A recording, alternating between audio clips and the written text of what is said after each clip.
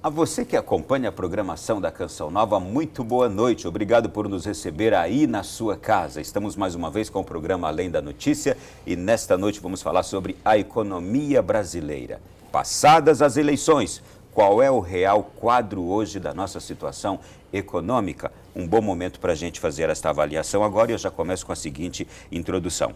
Desde o final de agosto, o IBGE divulgou que a economia brasileira estava oficialmente em recessão, já eram 2 trimestres seguidos de encolhimento da economia e é isso que configura o que os tecnocratas chamam eufemisticamente de recessão técnica. Então perguntamos, por que aquela economia que parecia tão pujante em 2010, cujo PIB havia crescido 7,5%, entrou em recessão? O que aconteceu? A indústria parou de produzir ou parou de crescer. E nós temos aqui as últimas manchetes dos jornais das últimas semanas dando destaque àquela informação de que o governo central tem um déficit primário de 20,4 bilhões. Com rombo recorde em setembro, o Tesouro passa a ser deficitário no ano pela primeira vez desde o Plano Real, isto quer dizer há 2 décadas. Bem, tudo isso nós vamos conversar com pessoas que entendem, porque nós estamos justamente agora às vésperas do início do 2º mandato da presidente Dilma Rousseff. Talvez seja esse o seu maior desafio para os próximos 4 anos. Recebo com muito prazer nesta noite o Dr. Carlos Eduardo de Freitas, ex-diretor do Banco Central e presidente do Conselho Regional de Economia DF. Bem-vindo, boa noite. Muito obrigado pelo convite, um prazer estar aqui com vocês. Prazer recebê-lo. Recebo também César Bergo, economista e também conselheiro do Conselho Regional de Economia do DF. Boa noite, bem-vindo. Boa noite, é um prazer estar aqui com vocês também e discutir essas informações tão importantes para a nossa sociedade. Eu já peço aos senhores um comentário sobre este quadro que nós temos no presente momento. Como os senhores analisam? Do ponto de vista fiscal, nós vemos uma certa desordem no tocante à questão dos controles dos gastos públicos. Você tem dados importantes que têm saído e são alarmantes do ponto de vista de que as arrecadações não estão fazendo frente às despesas. Isso vem provocando algumas reflexões nesse sentido e que é importante. E do ponto de vista monetário, nós temos uma inflação que está rompendo ou batendo no teto da meta. Isso também tem comprometido. Esses dois fatores, tanto fiscal quanto monetário, ele vem comprometendo o que a gente chama de expectativa, as expectativas dos investimentos. Então, o país é carente de investimento e nós temos que trabalhar, porque hoje, você trabalhando esses fatores, eles vão resultar em algum ganho daqui a algum tempo, não imediatamente.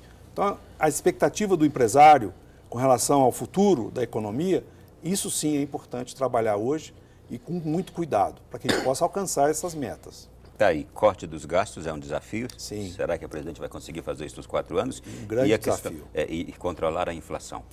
Lembrando que os juros voltaram a subir. Bom, doutor César, uma análise também do momento e o senhor pode fazer uma análise histórica também de como a gente chegou a esse momento, por favor. Vou procurar fazer uma análise histórica do ponto de vista do passado recente.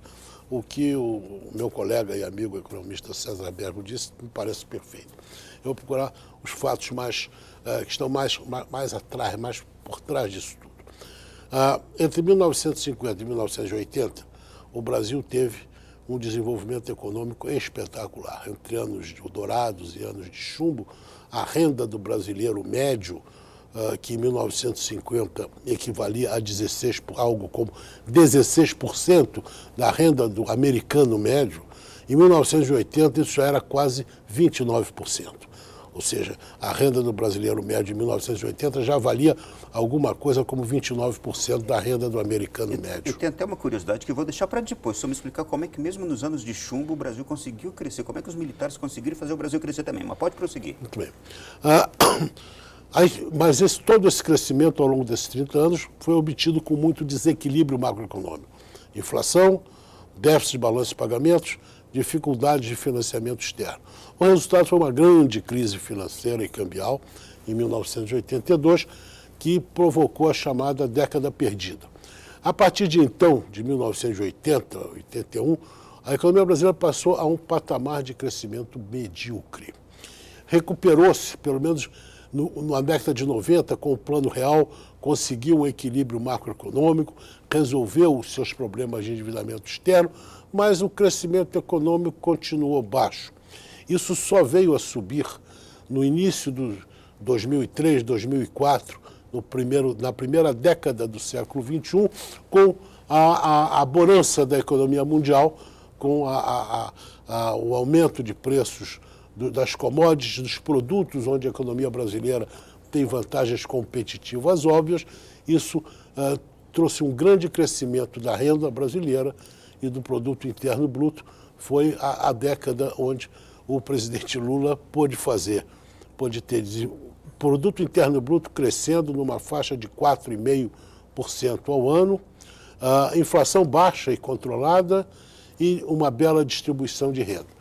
Isso realmente nunca tinha sido possível obter antes. Foi possível porque foi uma conjugação de fatores favoráveis na economia mundial com uma economia equilibrada no princípio, e que o governo dele teve o valor e o mérito de ter mantido esse equilíbrio, esse equilíbrio macroeconômico, e até aprofundado esse equilíbrio macroeconômico, aperfeiçoando em alguns aspectos. Quando nós chegamos a 2010, é o apogeu, é o momento áureo desse processo. A partir daí, o preço desses produtos, das chamadas commodities, se estabiliza. Já no segundo semestre de 2011, começavam a cair. Isto era claro que ia acontecer. Tinha havido uma crise em 2008, mundial, todos conhecemos. Então, o novo governo da presidente Dilma herdava, em 2011, uma herança boa. A economia estava avançando com um pouco de excesso de velocidade. Cabia atenuar essa velocidade, aplicar-se no equilíbrio macroeconômico, fiscal, crédito, para trazer a economia para um patamar de crescimento mais baixo, na faixa de 3% ao ano, que é o que os economistas, 3 a 3,5%, que é o que os economistas hoje acham que é o potencial de crescimento do PIB brasileiro, e coordenar, digamos, as políticas distributivas com uma realidade econômica mais severa. Ela não fez isso. O governo da presidente Dilma achou que havia uma dificuldade de demanda, então, que era problema de demanda. Não era. Era problema mesmo de uma falta de capacidade, por circunstâncias externas e internas, de crescer mais rápido. Então, ela avançou na despesa pública, quer dizer, prejudicou o equilíbrio fiscal, fez uma política de crédito muito liberal, e com isso o resultado não foi uma aceleração do crescimento, pelo contrário, foi uma redução de crescimento, aumento da inflação e aumento do déficit do balanço de pagamentos e transações correntes, por aquilo que o César Bergo acentuou, quer dizer, criou-se uma desconfiança. O clima de investimentos foi deteriorado e nós estamos hoje nessa situação graças a uma política econômica equivocada, a meu ver. A questão, aproveitando o gancho do professor, é que no passado a gente colocava sempre que o Brasil era uma Bélgica e uma Índia, né? Então você tinha ilhas desenvolvidas e você tinha a Índia. Só que a Índia começou a crescer também. Então, o Brasil, como é que fica com aquelas ilhas? E muitas vezes essas ações políticas, econômicas, elas afetam o que a gente chama das ilhas. Então, a crise de 2008, que se refere ao professor, atingiu mais os estados mais desenvolvidos. Nós tivemos alguns problemas.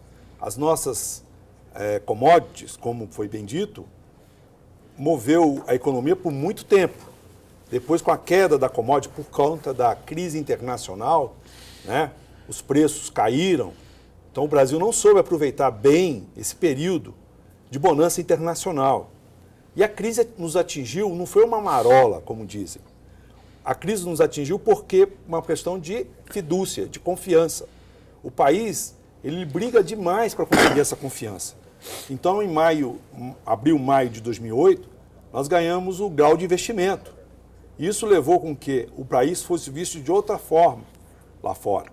E, por pouco, nós estamos perdendo esse grau de investimento. Então, a confiança internacional também é fundamental para o nosso país, que é carente de capital de investimento. Então, quando a taxa Selic sobe, muitas pessoas ficam olhando só o lado da inflação, e não é.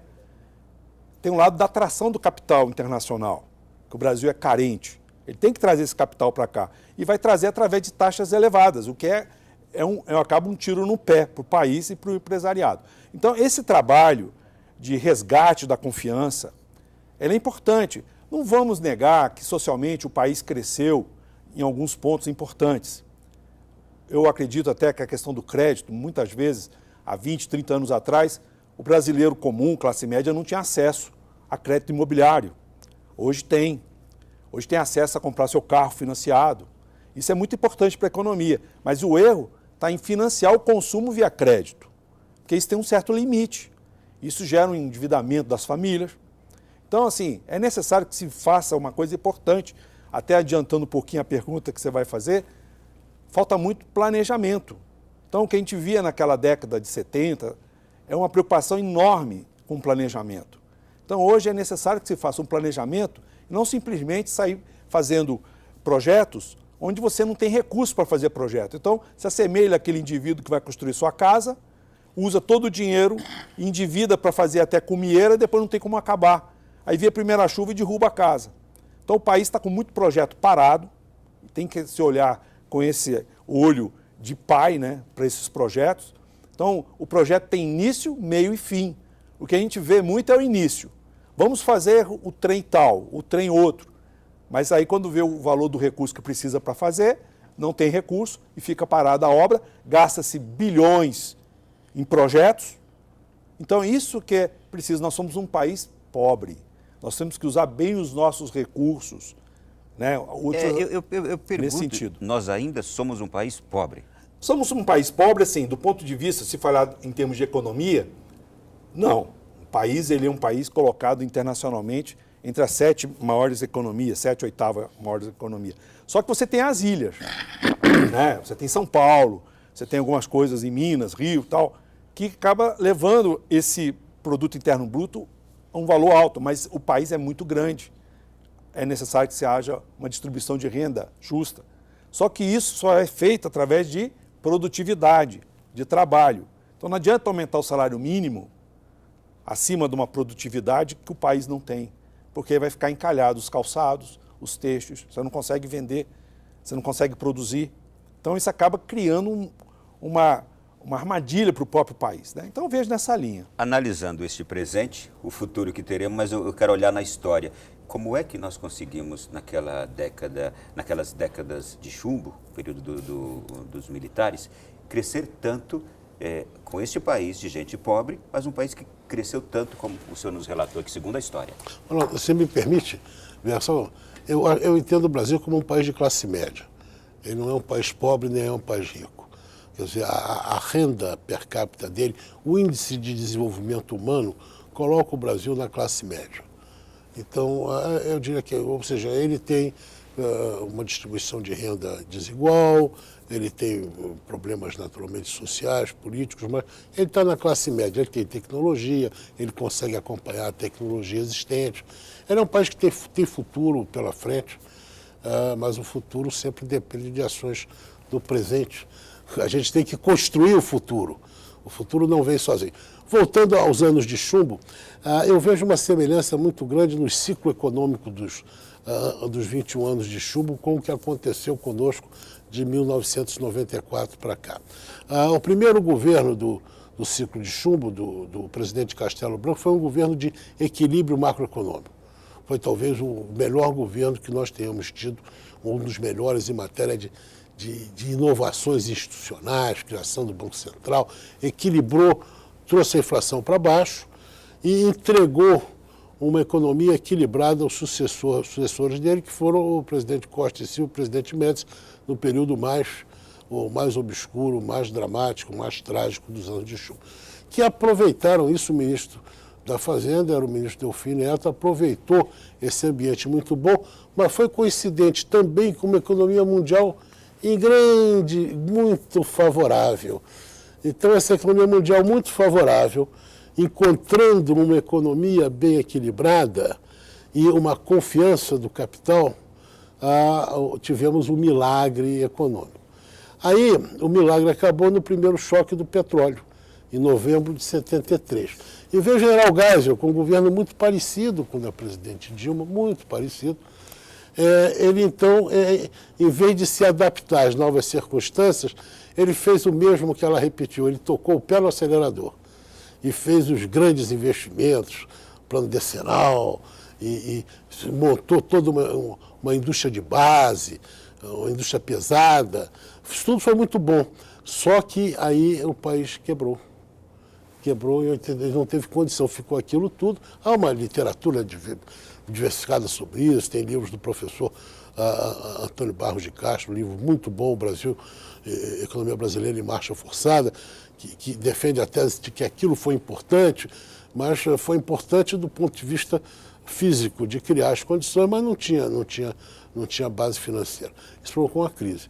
O que aconteceu agora? Tivemos um período, foi o governo FHC, de equilibrar o país, depois uma bonança econômica, um país bem equilibrado, uma grande expansão econômica, as circunstâncias mudam e a presidente agora é muito parecida com o presidente de 1974, também interpreta o problema, não de forma igual, mas de forma parecida e acelera a economia. Só para completar, você ter uma ideia, a primeira reunião ministerial do governo Dilma Rousseff em janeiro de 2011, os prognósticos de crescimento econômico feitos pelo ministro Mantega iam de 4,5% a 5,5% ao ano de crescimento do PIB. Ou seja, ele achava que não tinha nenhuma crise mundial, a crise estava há 3 anos na praça. Ele parece que veio a descobrir a crise agora em 2013, 2014, porque em 2011, pelo projeto que ele apresenta, de fato, ele não tinha tomado ainda conhecimento pela mídia internacional da crise, porque nós devíamos estar crescendo em 2014 na faixa de 5,5%. O que era um absurdo pensar isso em 2011. Então, em vez de adaptar a economia para a nova circunstância, isso não foi feito, pelo contrário, achou-se que era preciso ter uma política anticíclica, etc., e a política anticíclica acabou sendo uma política pró-cíclica, porque colocou a economia numa situação difícil. Se a presidente quiser corrigir isso, vai ter que voltar para o início. Eu vou interrompê-los aqui por causa do nosso primeiro intervalo, mas na volta nós vamos fazer aqui algumas outras análises. Uma delas é a seguinte, sempre a comparação que a gente ouviu agora nessa última eleição. O governo do presidente Fernando Henrique Cardoso foi um governo de não crescimento, foi um governo de estagnação. O presidente Lula e a presidente Dilma melhoraram e não pode parar. Então vamos analisar como é que, de fato, qual é a verdade em tudo isto.